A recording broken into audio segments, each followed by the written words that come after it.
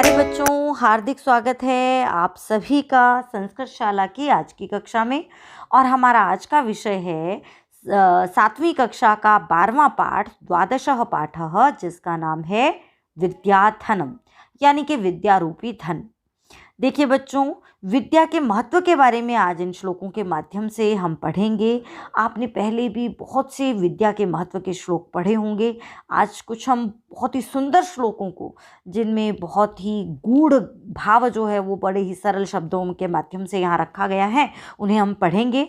जिन श्लोकों का हम गाने का आनंद लेंगे, फिर श्लोक की हिंदी को जानेंगे और फिर हम इन श्लोकों में से कुछ प्रश्न भी आपसे ज़रूर पूछेंगे। तो और अभ्यास भी हम इस वीडियो के माध्यम से पूरा करने वाले हैं, जो आपको लिखित में भी प्राप्त हो जाएगा। तो चलिए ज़्यादा समय न लेते हुए आरंभ करते हैं श्लोक।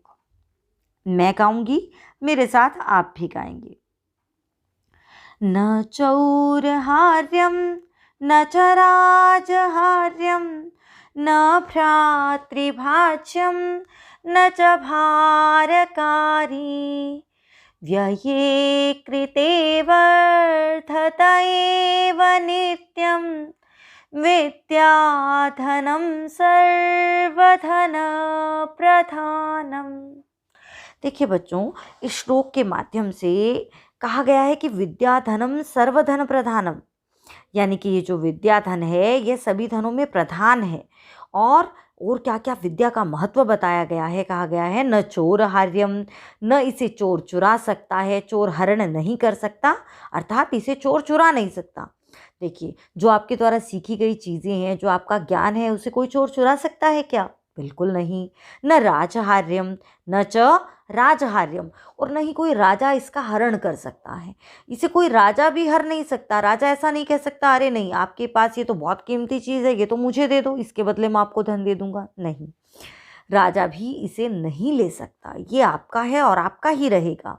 न भ्रातृभाज्यम, न ही इसका भाइयों में बंटवारा होता है। देखिए, घर का बंटवारा हो सकता है, खेतों का बंटवारा हो सकता है, लेकिन विद्या जिसने अर्जित की है उसी के पास रहेगी।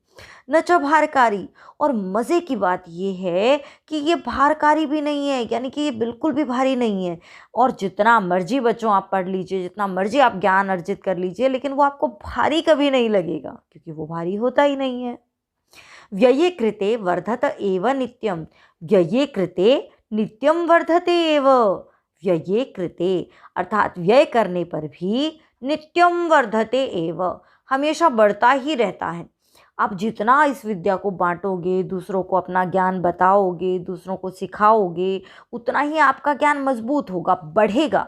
तो इसलिए ये ऐसा धन है जो बांटने से बढ़ता है, वरना कोई भी धन ऐसा नहीं है जो बांटने से बढ़े, है ना।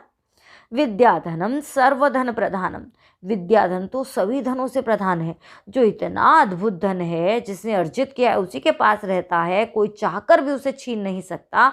और अगर कोई बांटता है तो उसका वो धन बढ़ता ही जाता है। तो ये तो बड़ा ही श्रेष्ठ धन है। तो इसलिए कहा गया है कि विद्याधन सभी धनों में प्रधान है। चलिए अगला श्लोक करते हैं। विद्यानाम नरस्य रूपमधिकम् प्रच्छन्न गुप्तं धनं विद्या भोगकरी यशः सुखकरी विद्या गुरूणां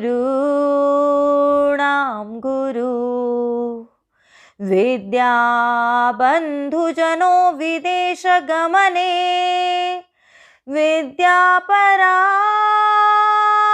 देवता विद्या राजसु पूज्यते नहि धनम विद्या विहीनः पशु। देखिए बच्चों, यहाँ फिर से कुछ अलग शब्दों के माध्यम से विद्या का महत्व बताया गया है। क्या कहा गया है, चलिए देख लेते हैं। विद्या नाम नरस्य रूपम अधिकम, विद्या नाम नरस्य रूपम, यानी कि विद्या तो मनुष्य का रूप है। देखिए, हम किसी व्यक्ति का महत्व उसके रूप से ऐसा जानते हैं, ऐसा मानते हैं, लेकिन बच्चों किसी भी व्यक्ति का महत्व उसके रूप से नहीं, उसके रूप की सुंदरता से नहीं, बल्कि विद्या से होता है, बल्कि उसके ज्ञान से होता है। आप पहली बार तो उसके फेस को देखकर इम्प्रेस हो सकते हैं, लेकिन यदि उस व्यक्ति की जब आप एक स्मृति आपको आती है, जब उस व्यक्ति की याद आती है, तो आपको उसका व्यवहार, उसका ज्ञान ध्यान आएगा। उसके बाद कहा गया है प्रछन्न गुप्तम धनम, और ये जो है वो प्रछन्न गुप्तम, ये बिल्कुल छिपा हुआ धनम, खजाना है। ये जो विद्या है ये किसी व्यक्ति का रूप है, उसका छिपा हुआ खजाना है। फिर आगे महत्व बताते हुए कहा गया है विद्या भोग करी यशः सुख करी। विद्या क्या क्या करने वाली है? विद्या भोग करी है, यानी कि भोगों के साधन उपलब्ध करवाने वाली है। अब भोगों के साधन कैसे उपलब्ध करवाएगी विद्या? देखिए, विद्या से आप बड़ी बड़ी पोस्ट प्राप्त कर सकते हैं, आप ऊंची पदवी प्राप्त कर सकते हैं और बहुत सारा धन अर्जित कर सकते हैं। और धन अर्जित करेंगे तो भोग के साधन, लग्जरी कार, बड़ा सा घर वगैरह वगैरह बहुत सारी चीज़ें आप अर्जित कर ही लेंगे। और यशः, देखिए बच्चों, विद्या जो है वो यश को प्राप्त करवाने वाली भी है, नाम आपका करने वाली है।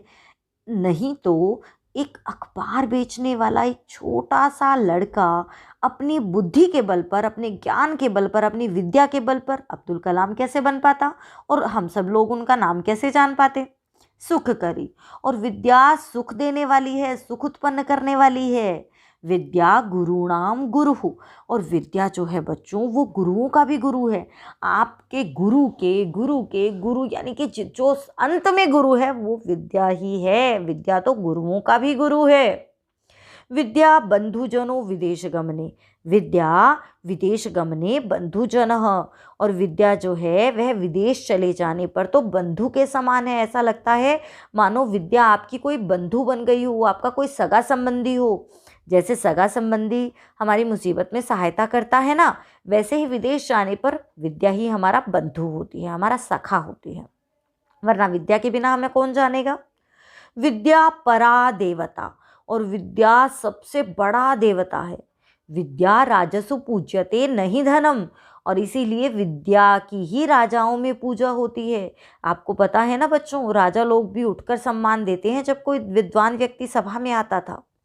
तो विद्या राजसु पूज्यते, विद्या राजाओं में पूजी जाती है, नहीं धनम, धन की पूजा नहीं होती। विद्या विहीनः पशु, और विद्या के बिना तो मनुष्य पशु के समान है। इतने सारे शब्दों के माध्यम से और बड़े ही सरल सरल शब्दों के माध्यम से हमें विद्या का महत्व यहाँ बताया गया है। तो चलिए अगला श्लोक भी हम कर लेते हैं। पुराण विभूषयन्ति पुरुषम्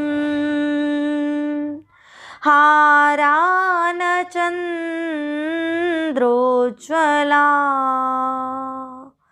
न स्नानं न विलेपनं न कुसुमम् नालङ्कृता मूर्धजा, वाण्येका समलङ्करोति पुरुषम् या संस्कृता धार्यते, क्षीयन्ते खिलभूषणानि सततम्,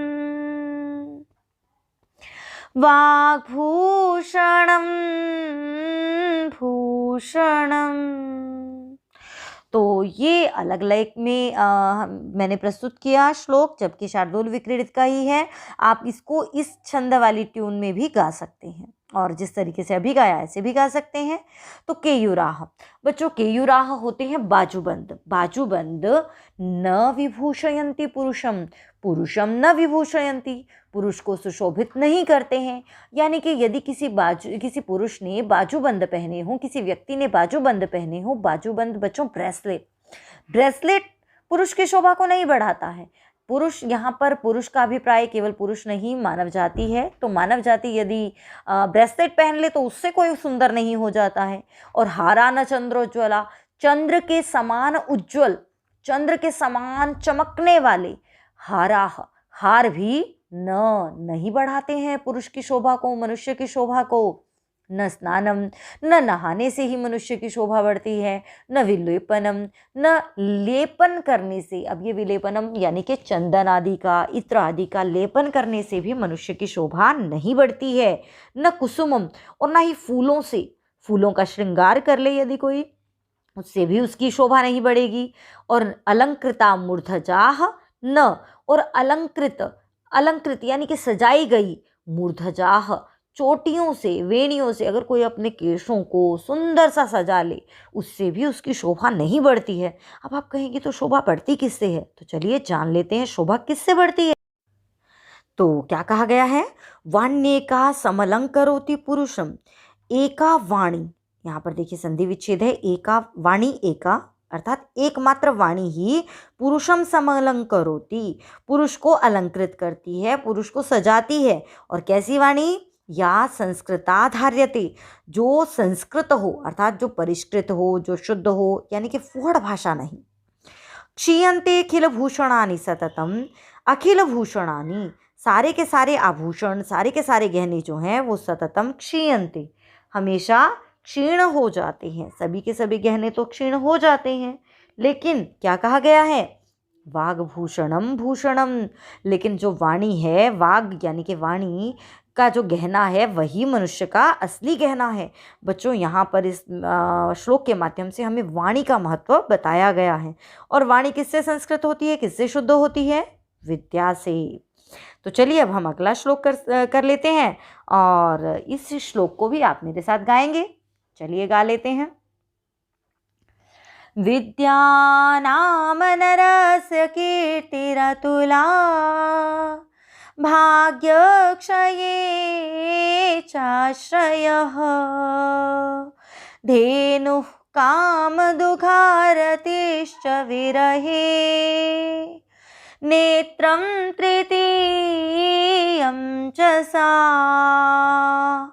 सत्कारायतनं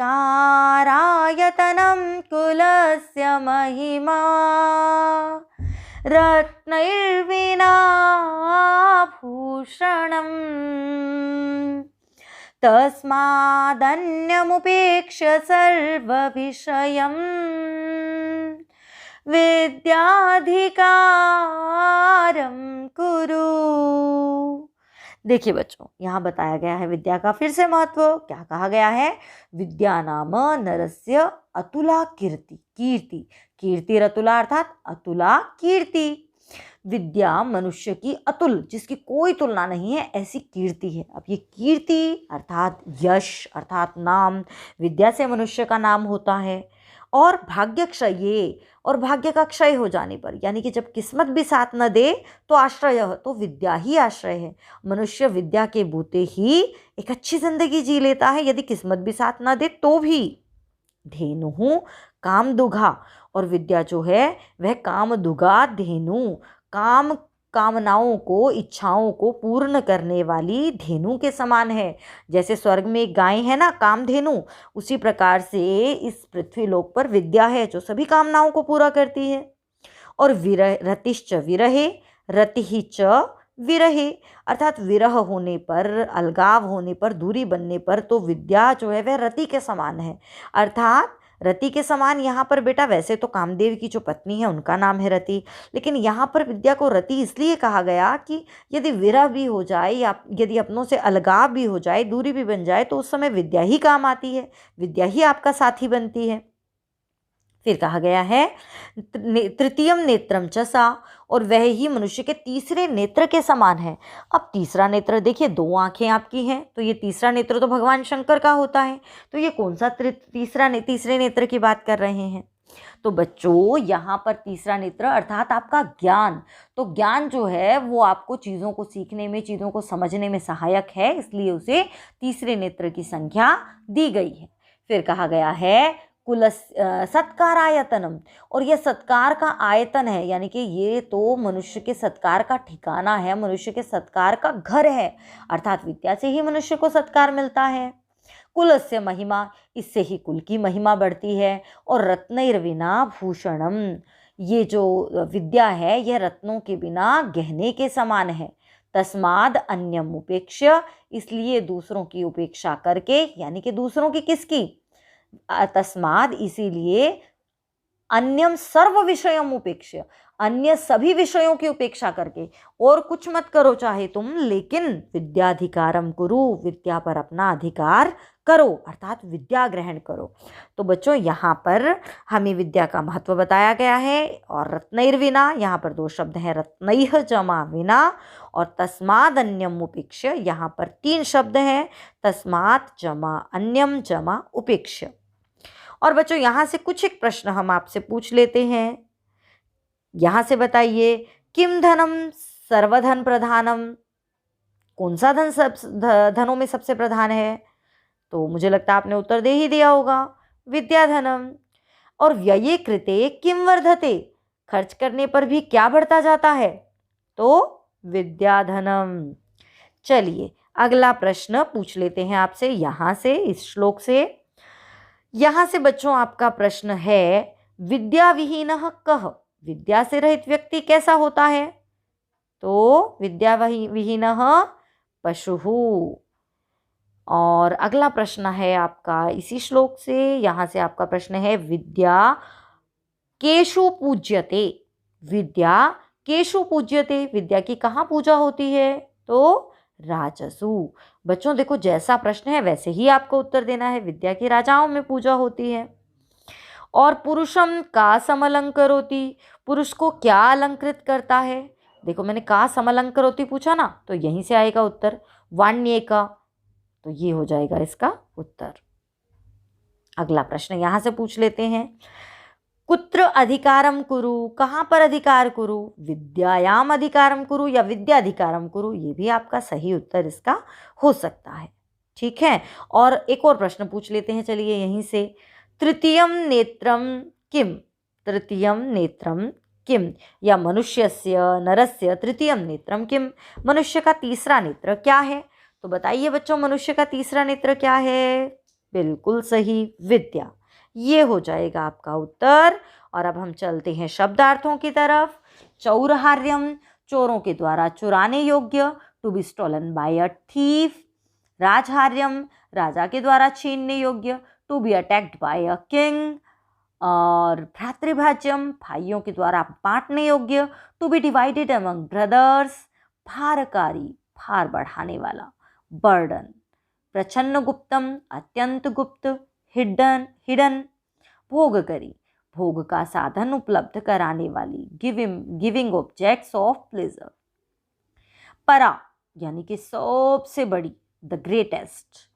और उसके बाद है राजसु, राजसु यानी कि राजाओं में, अमंग किंग्स। केयूरा, बाजूबंद, ब्रेसलेट्स।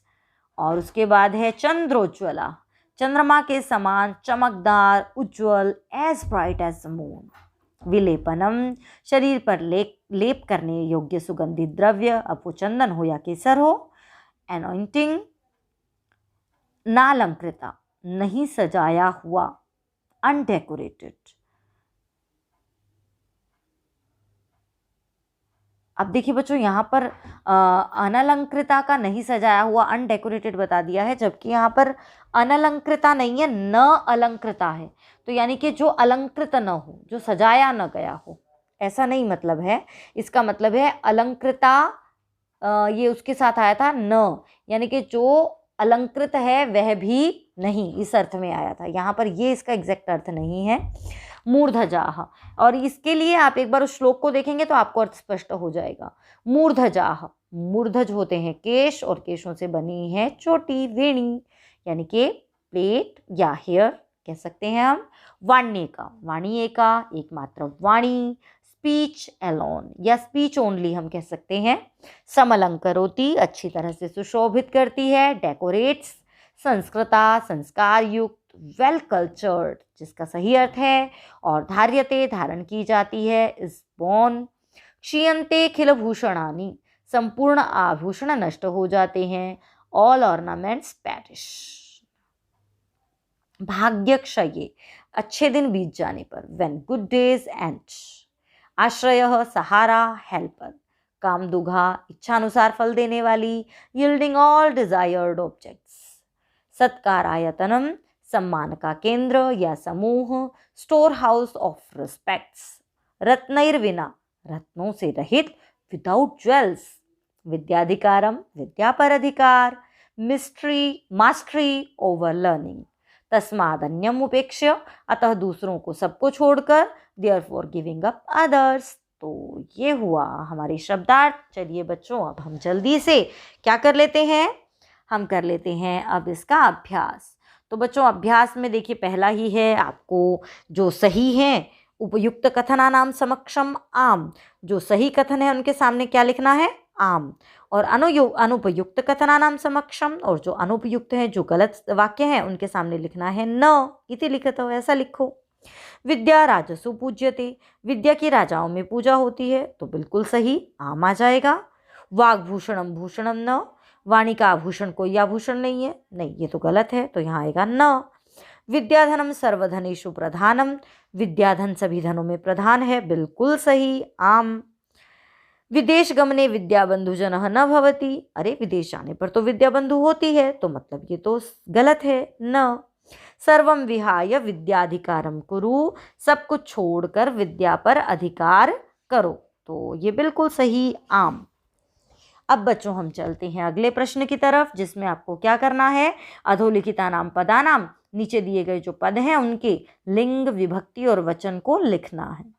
तो बच्चों यहाँ पर पहला है नरस्य, तो नर शब्द है, तो मतलब पुल्लिंग, और नरस्य षष्ठी विभक्ति और एक वचनम, पुल्लिंग षष्ठी विभक्ति एक वचनम। आगे चलते हैं, अगला है गुरुणाम, तो गुरु शब्द है, पुल्लिंग है, षष्ठी विभक्ति है, लेकिन बहुवचन, तो क्या बनेगा, पुल्लिंग षष्ठी विभक्ति बहुवचनम। केयूराह, पुल्लिंग प्रथमा विभक्ति बहुवचनम। कीर्तिम, कीर्ति स्त्रीलिंग है और द्वितीय विभक्ति है और एक वचन है। भूषणानि, फलानी नपुंसक लिंग है और प्रथमा विभक्ति बहुवचनम। ये हो जाएगा बच्चों आपका दूसरा प्रश्न। चलते हैं तीसरे प्रश्न की तरफ, और तीसरा प्रश्न है श्लोकांशान योजयत, यानी कि ये दो श्लोकांश दिए गए हैं। आपने यदि श्लोकों को अच्छे से पढ़ा तो आप बड़े आराम से मुझसे पहले मिलाते चले जाओगे। तो चलिए मिलाएं। विद्या राजसु पूज्यते नहीं धनम, तो विद्या वाली ही लाइन होनी चाहिए। विद्या विहीनः पशु, केयूराहन विभूषयन्ति पुरुषम, तो केयूराहन विभूषयन्ति पुरुषम। और इस जैसा क्या था, हाराहन चंद्रोज्ज्वला, वैसे ही हार भी पुरुष को सुशोभित नहीं कर सकते। न चौरहार्यम न च राजहार्यम न भ्रातृभाज्यम न च भारकारी, तो इसे चोर नहीं चुरा सकते, राजा हरण नहीं कर सकता, भाई इसे बंटवारा नहीं करवा सकते और भारी भी नहीं है। सत्कारायतनम कुलस्य महिमा, और फिर क्या था, रत्नैर्विना विभूषणम, रत्नैर्विना भूषणम, ये सत्कार का आयतन है, कुल की महिमा है, रत्नों के बिना गहने के समान है।